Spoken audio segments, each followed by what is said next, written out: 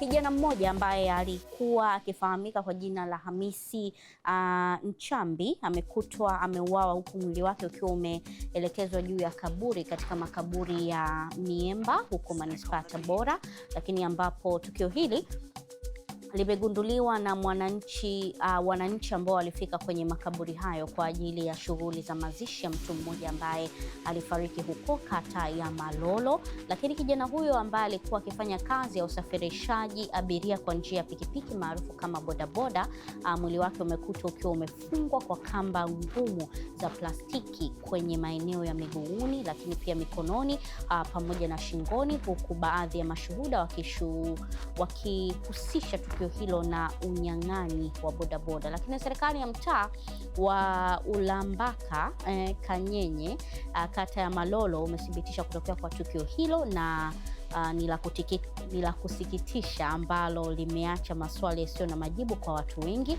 Lakini pia jeshi la polisi mkoa wa Tabora lilifika eneo hilo la makaburi na kisha kuchukua mwili huo wa kijana huyo kwa ajili ya uchunguzi zaidi. Twende itazame taarifa hii kutokea huko Tabora.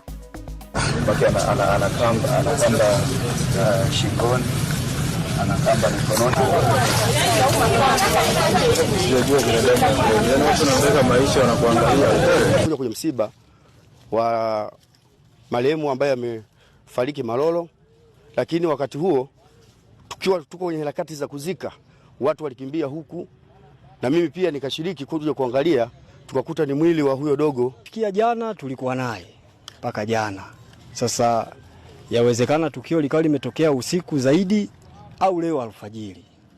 Kwa sababu mpaka muda huu mimi sijamuona, nilikuwa na mimi na harakati zangu, nimerudi nikaa sijamuona. Sasa nimekaa muda huu ndo wanakuja wenzangu wanalia, wanasema Ngosha wamemuua.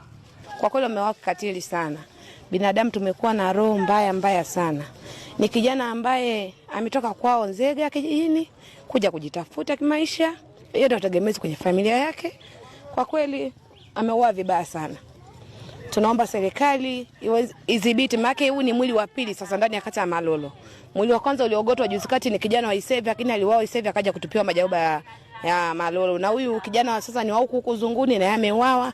Wito wangu kwa vijana, mimi ni waombe kabisa, hebu wasifanye matukio kama haya. Kwa kweli hebu watafute kwa njia zile zilizokuwa halali, wasifanye matukio kama haya. Haya matukio ni mabaya sana. Kwa mfano ukimwangalia huyu mtu alikuwa ni kijana mdogo sana na umemkuta, yani sidhani kama ana miaka hata 30.